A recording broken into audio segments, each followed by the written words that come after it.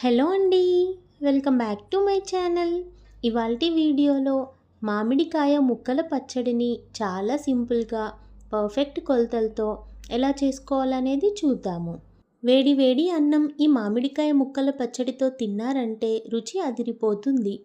మరి చాలా సింపుల్ ప్రాసెస్లో ఈ మామిడికాయ ముక్కల పచ్చడిని ఎలా చేసుకోవాలో చూద్దాము. ఇక్కడ నేను పచ్చడి కోసం 4 మామిడికాయల్ని తీసుకున్నాను. మీడియం కంటే కొంచెం చిన్న సైజులో ఉన్న మామిడికాయల్ని తీసుకున్నాను. స్టార్టింగ్లో వచ్చే మామిడికాయలతో ఈ పచ్చడి చేస్తున్నాం కాబట్టి వీటికి ఇంకా పిక్క కట్టలేదు. అందుకే ఈ ముక్కల పచ్చడి 2 వారాలు మాత్రమే నిల్వ ఉంటుంది. ఈ మామిడికాయల్ని శుభ్రంగా ఒకసారి కడిగి తడి లేకుండా క్లాత్తోని తుడవండి. తర్వాత మామిడికాయల్లో ఉండే జీడి అంతా తీసేసి ఇలా ముక్కలుగా కట్ చేసుకొని పెట్టుకోండి. ఈ మామిడికాయ ముక్కల్ని ఇంకా చిన్న సైజులో కూడా కట్ చేసుకోవచ్చు. మీకు నచ్చిన సైజులో ముక్కల్ని కట్ చేసుకొని పెట్టుకోండి. ఇలా చేసుకున్న తర్వాత ఇందులోకి సాల్ట్ని వేసుకోండి. మనం తీసుకున్నవి చిన్న సైజు 4 మామిడికాయలు కాబట్టి 4 టేబుల్ స్పూన్ల సాల్ట్ని వేసుకోండి. మామిడికాయ సైజు పెద్దది అయితే సాల్ట్ ఇంకో టేబుల్ స్పూన్ ఎక్కువగా వేసుకోండి.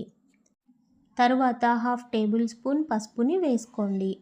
1/2 టేబుల్ స్పూన్ జీలకర్ర ఇంకా మెంతులని లో ఫ్లేమ్లో వేయించుకొని వాటిని పౌడర్గా గ్రైండ్ చేసుకొని 2 కలిపి 1/2 టేబుల్ స్పూన్ వేసుకోండి. తర్వాత ఆవాలని గ్రైండ్ చేసుకొని 4 టేబుల్ స్పూన్స్ వేసుకోండి. నేను తీసుకున్న మామిడికాయ చిన్న సైజు కాబట్టి ఒక మామిడికాయకి 1 టేబుల్ స్పూన్ సాల్ట్ని 1 టేబుల్ స్పూన్ ఆవాల పొడిని వేసుకున్నాను. మామిడికాయ సైజు పెద్దది అయితే 2 టేబుల్ స్పూన్స్ వేసుకోవాలి. ఇలా వేసుకొని కలుపుకొని మూత పెట్టేసి పక్కన పెట్టుకోండి. ఇప్పుడు పచ్చడిని పోపు చేసుకోవడం కోసం ఒక కడాయి పెట్టుకొని స్టవ్ ఆన్ చేసుకొని వేరుశనగ నూనెని వేసుకోండి. నూనె వేడైన తర్వాత ఫ్లేమ్ని లో ఫ్లేమ్లోకి చేసుకొని 1 టీ స్పూన్ జీలకర్రని 1 టీ స్పూన్ ఆవాలని వేసుకోండి. అవి ఫ్రై అయిన తర్వాత ఎల్లిపాయల్ని దంచి వేసుకోండి. 2 ఎల్లిగడ్డల్ని పొట్టు తీసి వాటిని దంచి ఇలా వేసుకోండి. ఇలా వేసుకొని లో ఫ్లేమ్లోనే 2 నిమిషాలు ఫ్రై చేసుకోండి. ఇలా మొత్తం ఫ్రై అయిన తర్వాత స్టవ్ ఆఫ్ చేసుకొని కడాయిని పక్కకి తీసుకోండి. నూనె పూర్తిగా చల్లారనివ్వాలి. ఆ తర్వాతనే కారంని వేసుకోవాలి. ఇలా నూనె మొత్తం చల్లారిపోయింది కదా. తర్వాత కారపొడిని వేసుకుందాము. 4 చిన్న సైజు మామిడికాయలకి 4 టేబుల్ స్పూన్ల కారపొడిని వేసుకోవాలి. ఇలా పోపులో కారపొడిని వేసుకొని కలుపుకున్న తర్వాత ముందుగా కలిపి పెట్టుకున్న మామిడికాయ ముక్కలన్నిటినీ వేసుకొని పోపులో కలుపుకోండి. అంతే అండి, చాలా సింపుల్ ప్రాసెస్లో మామిడికాయ ముక్కల పచ్చడిని కొలతలతో చూశారు కదా, ఈజీగా చేసేయచ్చు.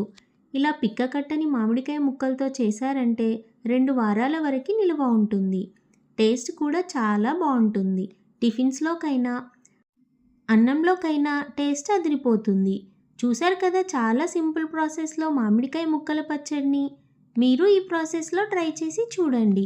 మీరు చేశాక మీకు టేస్ట్ నచ్చినట్టయితే నా వీడియోకి లైక్ చేయండి. మీ ఫ్రెండ్స్ అండ్ రిలేటివ్స్తో షేర్ చేయండి.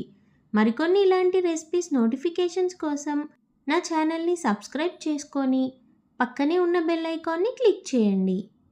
Thank you for watching.